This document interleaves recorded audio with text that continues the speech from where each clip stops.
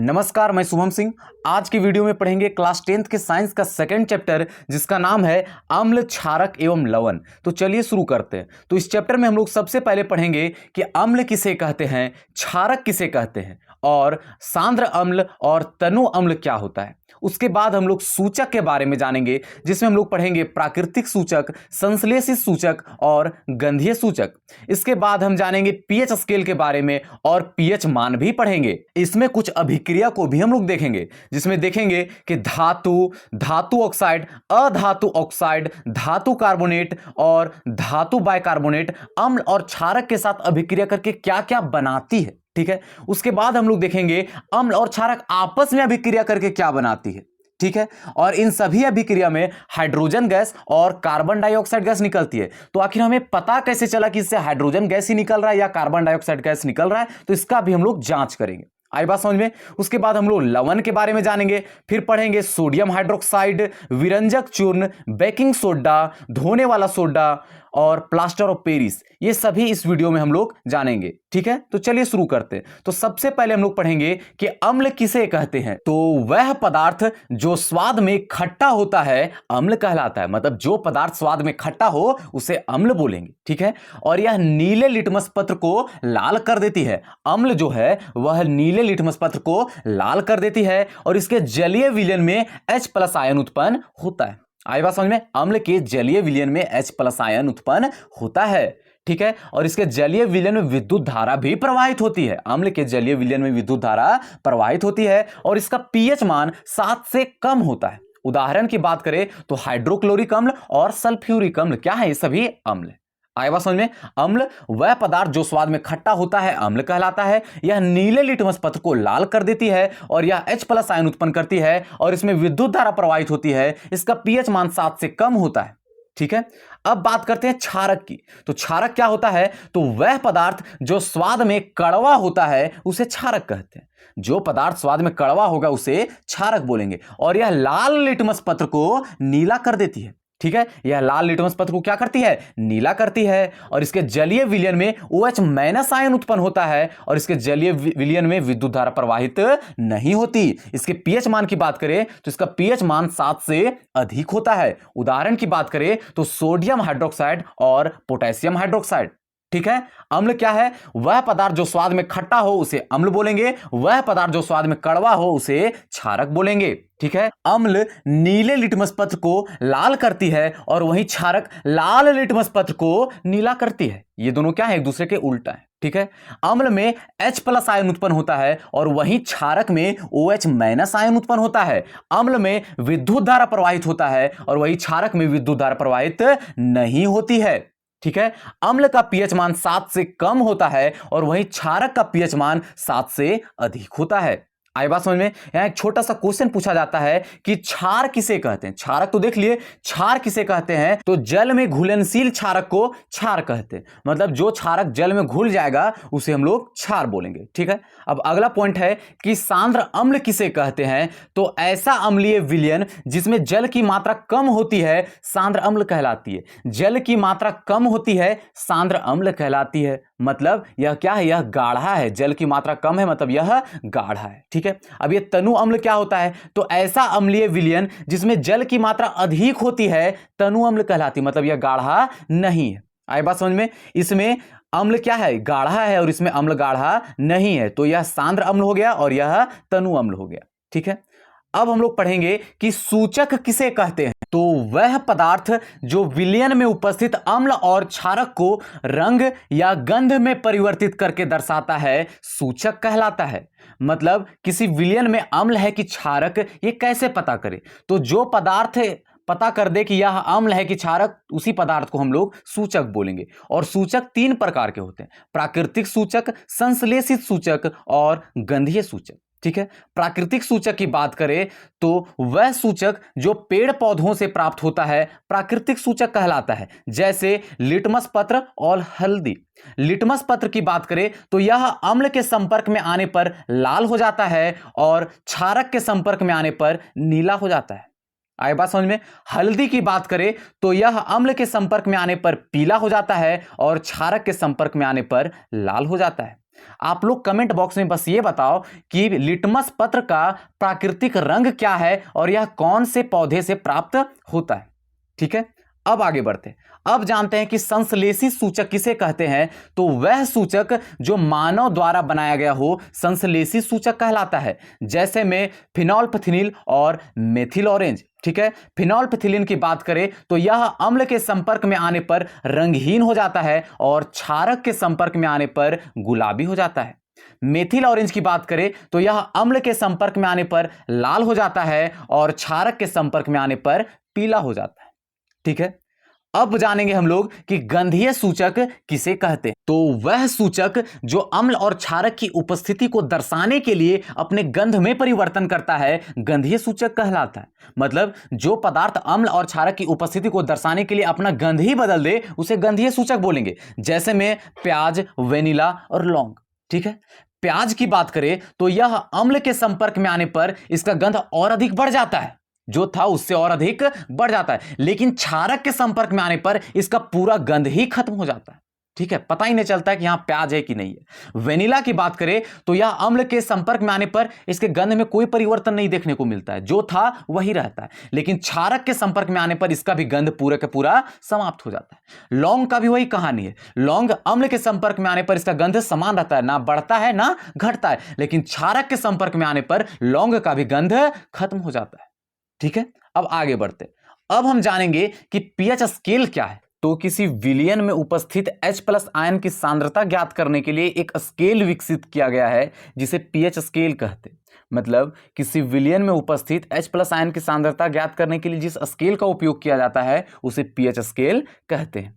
और यह स्केल 0 से 14 तक पीएच ज्ञात करने के लिए उपयोग में लाया जाता है। मतलब इस स्केल में 0 से लेकर 14 तक संख्या रहती है। ठीक है, ये जो 7वां संख्या है, जो 7 संख्या है, यह उदासीन है, ना ही अम्ल है और ना ही क्षारक। 7 से पीछे जाने पर इसमें H+ आयन की सांद्रता में वृद्धि होती है, मतलब इसमें अम्ल देखने को मिलेगा। ठीक है, 7 से पीछे जाएंगे तो अम्ल देखने को मिलेगा, और वही जब 7 से आगे जाएंगे तो इसमें H+ आयन की सांद्रता में कमी देखने को मिलेगी, मतलब इसमें क्षारक देखने को मिलेगा। मतलब 7 से पीछे अम्ल और 7 के आगे क्षारक। आए बात समझ में।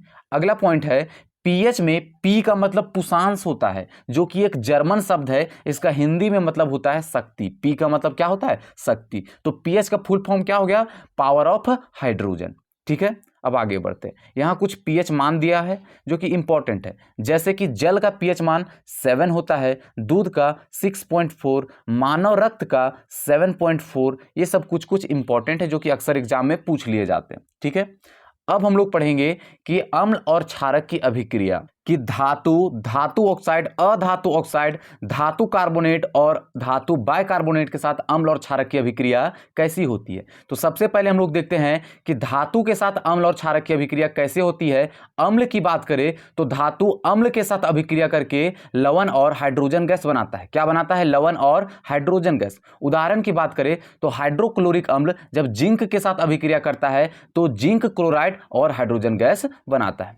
वही क्षारक की बात करें तो धातु क्षारक के साथ भी अभिक्रिया करके लवण और हाइड्रोजन गैस बनाता है। उदाहरण की बात करें तो सोडियम हाइड्रोक्साइड जिंक के साथ अभिक्रिया करके सोडियम जिंकेट और हाइड्रोजन गैस बनाता है। आई बात समझ में। मतलब ये जो धातु है वह अम्ल और क्षारक के साथ अभिक्रिया करके हमेशा लवण और हाइड्रोजन गैस बनाता है। ठीक है, अब आगे बढ़ते। अब हम जानेंगे कि धातु ऑक्साइड के साथ अम्ल और क्षारक की अभिक्रिया कैसी होती है। अम्ल की बात करें तो धातु ऑक्साइड अम्ल के साथ अभिक्रिया करके लवण और जल बनाता है। क्या बनाता है? लवण और जल। उदाहरण देखें तो कॉपर ऑक्साइड और हाइड्रोक्लोरिक अम्ल आपस में अभिक्रिया करके कॉपर क्लोराइड और जल बनाते हैं। बात करें क्षारक की तो धातु ऑक्साइड क्षारक के साथ अभिक्रिया करता ही नहीं है। क्यों नहीं करता? क्योंकि ये जो धातु ऑक्साइड है वह क्षारीय प्रवृत्ति का होता है, इसलिए वह क्षारक के साथ अभिक्रिया नहीं करता। आई बात समझ में। ये जो धातु ऑक्साइड है वह अम्ल के साथ अभिक्रिया करता है और लवण और जल बनाता है, और यह क्षारक के साथ अभिक्रिया नहीं करता क्योंकि यह क्षारीय प्रवृत्ति का होता है। आगे बढ़ते। अब हम लोग जानेंगे कि अधातु ऑक्साइड के साथ अम्ल और क्षारक की अभिक्रिया कैसी होती है। अम्ल की बात करें तो अधातु ऑक्साइड अम्ल के साथ अभिक्रिया नहीं करती, क्योंकि अधातु ऑक्साइड अम्लीय प्रवृत्ति की होती है, इसलिए यह अम्ल के साथ अभिक्रिया नहीं करती। जैसे धातु ऑक्साइड क्षारीय प्रवृत्ति की होती थी, इसलिए वह क्षारक के साथ अभिक्रिया नहीं करती थी, वैसे ही अधातु ऑक्साइड अम्लीय प्रवृत्ति की होती है, इसलिए यह अम्ल के साथ अभिक्रिया नहीं करती। बात करें क्षारक की तो अधातु ऑक्साइड क्षारक के साथ अभिक्रिया करके लवण और जल बनाता है, जैसे धातु ऑक्साइड अम्ल के साथ अभिक्रिया करके लवण और जल बनाता था। उदाहरण की बात करें तो कार्बन डाइऑक्साइड कैल्शियम हाइड्रोक्साइड के साथ अभिक्रिया करके कैल्शियम कार्बोनेट और जल बनाता है, और कैल्शियम कार्बोनेट को ही संगमरमर बोलते हैं। आई बात समझ में? अब आगे बढ़ते। अब हम लोग पढ़ेंगे कि धातु कार्बोनेट के साथ अम्ल और क्षारक की अभिक्रिया कैसी होती है। अम्ल की बात करें तो धातु कार्बोनेट अम्ल के साथ अभिक्रिया करके लवण, कार्बन डाइऑक्साइड और जल बनाता है, जैसे में हाइड्रोजन क्लोराइड सोडियम कार्बोनेट के साथ अभिक्रिया करके सोडियम क्लोराइड, कार्बन डाइऑक्साइड और जल बनाती है। ठीक है। और वही क्षारक की बात करें तो धातु कार्बोनेट क्षारक के साथ अभिक्रिया करती ही नहीं है। ये जो धातु कार्बोनेट है केवल अम्ल के साथ अभिक्रिया करके लवण, कार्बन डाइऑक्साइड और जल बनाती है। ठीक है। अब आगे बढ़ते। अब जानेंगे हम लोग कि धातु बाइकार्बोनेट अम्ल और क्षारक के साथ कैसी अभिक्रिया करती है। अम्ल की बात करें तो धातु बाइकार्बोनेट अम्ल के साथ अभिक्रिया करके लवण, कार्बन डाइऑक्साइड और जल बनाती है, जैसे में हाइड्रोजन क्लोराइड सोडियम बाइकार्बोनेट के साथ अभिक्रिया करके सोडियम क्लोराइड, कार्बन डाइऑक्साइड और जल बनाती है। वही बात करें क्षारक की तो धातु बाइकार्बोनेट क्षारक के साथ अभिक्रिया नहीं करती। आई बात समझ में? ये जो धातु बाइकार्बोनेट है केवल अम्ल के साथ अभिक्रिया करती है और लवण, कार्बन डाइऑक्साइड और जल बनाती है। आई बात समझ में?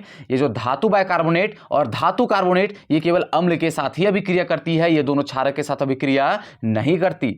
अब आगे बढ़ते। अब हम लोग जानेंगे कि अम्ल और क्षारक की आपस में अभिक्रिया कैसे हो। तो अम्ल और क्षारक आपस में अभिक्रिया करके लवण और जल बनाते हैं। उदाहरण की बात करें तो हाइड्रोजन क्लोराइड सोडियम हाइड्रोक्साइड के साथ अभिक्रिया करके सोडियम क्लोराइड और जल बनाती है। ठीक है। तो चलिए एक बार फिर से इसको देख लेते हैं। धातु की बात करें तो यह अम्ल और क्षारक दोनों के साथ अभिक्रिया करके लवण और हाइड्रोजन गैस बनाता है, और वही धातु ऑक्साइड की बात करें तो यह क्षारीय प्रवृत्ति का होता है, इसलिए यह क्षारक के साथ अभिक्रिया नहीं करता, और यह अम्ल के साथ अभिक्रिया करके लवण और जल बनाता है। बात करें अब अधातु ऑक्साइड की तो यह अम्लीय प्रवृत्ति का होता है, इसलिए यह अम्ल के साथ अभिक्रिया नहीं करता, तो यह केवल क्षारक के साथ अभिक्रिया करके लवण और जल बनाता है। ठीक है।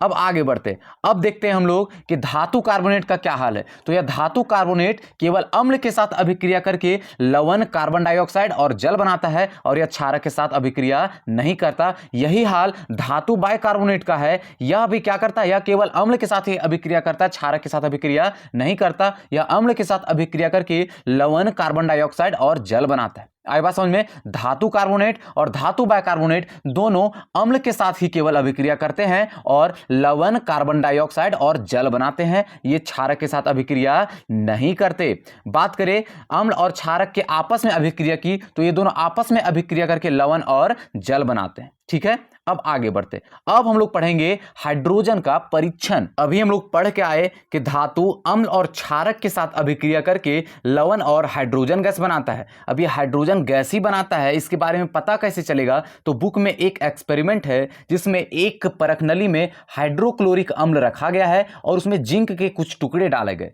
ठीक है। अभिक्रिया के बाद जिंक क्लोराइड बना और हाइड्रोजन गैस बना, और इस गैस को पाइप के माध्यम से साबुन के पानी में डाला गया, जिसके बाद बबुल का निर्माण होता है, और यह बबुल हल्का होने के कारण हवा में उड़ने लगता है, और इस बबुल के सामने जलती हुई मोमबत्ती को लाया गया, बबुल फट गया और हाइड्रोजन गैस आग के संपर्क में आया। जब यह आग के संपर्क में आता है तो हाइड्रोजन गैस जलने लगता है, जिसे फट फट की ध्वनि उत्पन्न होती है। आई बात समझ में? क्या हुआ इसमें? हाइड्रोजन को साबुन के पानी में डाला गया तो बबुल बन गया, और इस बबुल को जलती हुई मोमबत्ती के पास लाया गया तो फट फट का आवाज उत्पन्न हुआ, जिससे पता चलता है कि इसमें हाइड्रोजन गैस है। ठीक है। अब आगे बढ़ते। अब हम लोग पढ़ेंगे कार्बन डाइऑक्साइड का परीक्षण। अब भी हम लोग पढ़ के आए कि धातु कार्बोनेट और धातु बाइकार्बोनेट अम्ल के साथ अभिक्रिया करके लवण, कार्बन डाइऑक्साइड और जल बनाता है। अब ये कार्बन डाइऑक्साइड ही है, यह पता कैसे चलेगा? तो इसके लिए भी एक एक्सपेरिमेंट है। वह है कि जब कार्बन डाइऑक्साइड को बुझा हुआ चूना में डाला जाता है तो उसका रंग दूधिया हो जाता है, और जब और अधिक कार्बन डाइऑक्साइड इसमें डाल दिया जाता है तो उसका रंग रंगहीन हो जाता है। अब ये बुझा हुआ चूना क्या है? कैल्शियम ऑक्साइड को बिना बुझा हुआ चूना कहते हैं, और जब इसमें जल मिला दिया जाता है तो अभिक्रिया के पश्चात कैल्शियम हाइड्रोक्साइड और उष्मा का निर्माण होता है, और इसी कैल्शियम हाइड्रोक्साइड को बुझा हुआ चूना कहते हैं। बिना बुझा हुआ चूना में जल मिलाने के बाद बुझा हुआ चूना का निर्माण होता है। और इस एक्सपेरिमेंट में हम लोग पढ़ेंगे कि बुझा हुआ चूना में जब कार्बन डाइऑक्साइड मिलाया जाता है तो कैल्शियम कार्बोनेट और जल का निर्माण होता है, और इस कैल्शियम कार्बोनेट को संगमरमर कहते हैं। और इसका रंग कैसा होता है? इसका रंग दूधिया होता है। और जब कैल्शियम कार्बोनेट में और अधिक कार्बन डाइऑक्साइड मिला दिया जाता है तो कैल्शियम बाइकार्बोनेट का निर्माण होता है, जिसका रंग रंगहीन होता है। आई बात समझ में कि बुझा हुआ चूना में जब कार्बन डाइऑक्साइड को मिलाया जाता है तो कैल्शियम कार्बोनेट का निर्माण होता है और उसका रंग दूधिया होता है। जब और अधिक कार्बन डाइऑक्साइड को मिला दिया जाता है तो कैल्शियम बाइकार्बोनेट का निर्माण होता है, जिसका रंग रंगहीन होता है। इससे हम लोग को पता चलता है कि इससे कार्बन डाइऑक्साइड का ही निर्माण हुआ था, जो कि ये सब परिवर्तन ला दिया। आई बात समझ में? अब आगे बढ़ते हैं। अब हम लोग पढ़ेंगे कि लवण किसे कहते हैं। तो वह पदार्थ जो उदासीन होता है लवण कहलाता है। इसका पीएच मान 7 होता है, और जिस अभिक्रिया में लवण का निर्माण होता है उसे उदासीनीकरण अभिक्रिया कहते हैं। आई बात समझ में? वह पदार्थ जो उदासीन होता है लवण कहलाता है, और इसका पीएच मान 7 होता है, और जिस अभिक्रिया में लवण का निर्माण होता है उसे उदासीनीकरण अभिक्रिया कहते हैं। लवण का उपयोग की बात करें तो इसका उपयोग सोडियम क्लोराइड, विरंजक चूर्ण, बेकिंग सोडा, धोने वाला सोडा और प्लास्टर ऑफ पेरिस के रूप में किया जाता है। बात करें सोडियम क्लोराइड की तो इसके जलीय विलयन में जब विद्युत धारा प्रवाहित की जाती है तो सोडियम हाइड्रोक्साइड, क्लोरीन और हाइड्रोजन गैस का निर्माण होता है। आई बात समझ में कि विद्युत धारा की उपस्थिति में सोडियम क्लोराइड और जल आपस में अभिक्रिया करते हैं, और अभिक्रिया के बाद सोडियम हाइड्रोक्साइड, क्लोरीन और हाइड्रोजन जैसे गैस का निर्माण होता है। आई बात समझ में? और जिस अभिक्रिया में क्षारक के साथ साथ क्लोरीन का भी निर्माण हो उस अभिक्रिया को क्लोरोक्षार अभिक्रिया कहते हैं। और इस अभिक्रिया का उपयोग जो है वो बहुत ही ज्यादा है, जैसे कि इसमें हाइड्रोजन का उपयोग ईंधन के रूप में किया जाता है, क्लोरीन का उपयोग जल की स्वच्छता में किया जाता है, और वही सोडियम हाइड्रोक्साइड का उपयोग धातु से ग्रीज हटाने में, कागज बनाने में और साबुन बनाने में किया जाता है। आई बात समझ में? अब आगे बढ़ते। अब हम लोग पढ़ेंगे विरंजक चूर्ण के बारे में, जिसका रासायनिक सूत्र होता है कैल्शियम ऑक्सीक्लोराइड, जिसे ब्लीचिंग पाउडर के नाम से भी जाना जाता है। आखिर इसका निर्माण कैसे होता है? तो जब बुझा हुआ चूना पर क्लोरीन गैस प्रवाहित किया जाता है तो इसका निर्माण होता है। आई बात समझ में? ये जो कैल्शियम हाइड्रोक्साइड जब क्लोरीन के साथ अभिक्रिया करती है तो विरंजक चूर्ण और जल का निर्माण होता है, और ये विरंजक चूर्ण का उपयोग बहुत से जगहों पे किया जाता है, जैसे कि वस्त्र उद्योग में सूती एवं लीलेन के विरंजक के लिए, मतलब इनके साफ सफाई के लिए, और कागज के फैक्ट्री में लकड़ी की मज्जा के लिए, मतलब लकड़ी की सफाई के लिए भी इसका उपयोग किया जाता है। साथ में रोगाणुनाशक के रूप में भी इसका उपयोग किया जाता है। आई बात समझ में? विरंजक चूर्ण का उपयोग सूती के साफ सफाई के लिए, लकड़ी की मज्जा के लिए और रोगाणुनाशक के रूप में भी इसका उपयोग किया जाता है। ठीक है? और इसका रासायनिक सूत्र कैल्शियम ऑक्सीक्लोराइड है। ठीक है? अब आगे बढ़ते हैं। अब हम लोग पढ़ेंगे बेकिंग सोडा, जिसका रासायनिक सूत्र सोडियम हाइड्रोजन कार्बोनेट है, जिसे सोडियम बाइकार्बोनेट भी कहते हैं। आखिर इसका निर्माण कैसे होता है? तो जब सोडियम क्लोराइड में कार्बन डाइऑक्साइड और अमोनिया गैस प्रवाहित करते हैं तो नौसादर और बेकिंग सोडा का निर्माण होता है। मतलब सोडियम क्लोराइड, जल, कार्बन डाइऑक्साइड और अमोनिया आपस में अभिक्रिया करके बेकिंग सोडा और नौसादर का निर्माण करते हैं, और इस बेकिंग सोडा का उपयोग बहुत से जगहों पे है, जैसे कि खाना बनाने में और आग बुझाने में भी किया जाता है। आखिर बेकिंग सोडा का उपयोग खाना बनाने में कैसे किया जाता है? तो जब खाना बनाते हैं हम लोग तो भोजन को उष्मा देते हैं, मतलब बेकिंग सोडा को हम लोग उष्मा देते हैं, जिसके बाद सोडियम कार्बोनेट, कार्बन डाइऑक्साइड और जल का निर्माण होता है, और यही कार्बन डाइऑक्साइड से क्या होता है? भोजन फूलता है और मुलायम होता है। आई बात समझ में। पकवान बनाने में बेकिंग सोडा का उपयोग अधिक किया जाता है। क्यों? जब हम लोग इसको उष्मा देते हैं तो सोडियम कार्बोनेट और कार्बन डाइऑक्साइड का निर्माण होता है, और इस कार्बन डाइऑक्साइड से भोजन क्या होता है? मुलायम होता है और फूलता है। ठीक है, तो इसका उपयोग कहां कहां किया जाता है? तो खाना बनाने में और अग्निशामक के रूप में इसका उपयोग किया जाता है। ठीक है, अब आगे बढ़ते। अब हम लोग पढ़ेंगे धोने वाला सोडा, जिसका रासायनिक सूत्र है सोडियम कार्बोनेट इंटू 10H2O, जिसे वॉशिंग पाउडर भी कहते हैं। और सोडियम कार्बोनेट के क्रिस्टलीकरण से धोवन सोडा का निर्माण होता है। मतलब सोडियम कार्बोनेट जल के अणुओं के साथ अभिक्रिया करके धोने वाला सोडा बना लेती है। ठीक है, और इसका उपयोग बहुत से जगहों पे है, जैसे कि पहला उपयोग इसका है कांच, साबुन और कागज बनाने में किया जाता है, घरों के साफ सफाई में और जल की अस्थायी कठोरता को हटाने में इसका उपयोग किया जाता है। आए बात समझ में। अब आगे बढ़ते। अब हम लोग पढ़ेंगे प्लास्टर ऑफ पेरिस, जिसका रासायनिक सूत्र है कैल्शियम सल्फेट अर्धहाइड्रेट। इसके निर्माण की बात करें तो जिप्सम को जब 100 डिग्री सेल्सियस पे गर्म किया जाता है तो प्लास्टर ऑफ पेरिस का निर्माण होता है। जिप्सम की बात करें तो इसमें जल के 2 अणु होते हैं और प्लास्टर ऑफ पेरिस में जल का 1/2 अणु होता है। जब जिप्सम को गर्म किया जाता है 100 डिग्री सेल्सियस पे तो जल का 3/2 अणु बाहर निकल जाता है और 1/2 अणु केवल कैल्शियम सल्फेट के साथ रहता है, और इसी को क्या बोलते हैं? प्लास्टर ऑफ पेरिस बोलते हैं। इसका उपयोग बहुत से जगहों पे है, जैसे कि खिलौना और सजावट का सामान बनाने में उपयोग किया जाता है, दीवार चिकना करने में भी किया जाता है, और टूटी हड्डियों को सही जगह लगाने में भी किया जाता है। आई बात समझ में। चैप्टर हो जाता है खत्म। अगर इसका पीडीएफ चाहिए तो टेलीग्राम डाउनलोड कीजिए और वहां सर्च कीजिए ज्ञान तंत्र 0। ये पीडीएफ वहां पे बिल्कुल फ्री में मिल जाएगा। अब मिलेंगे कोई और वीडियो में।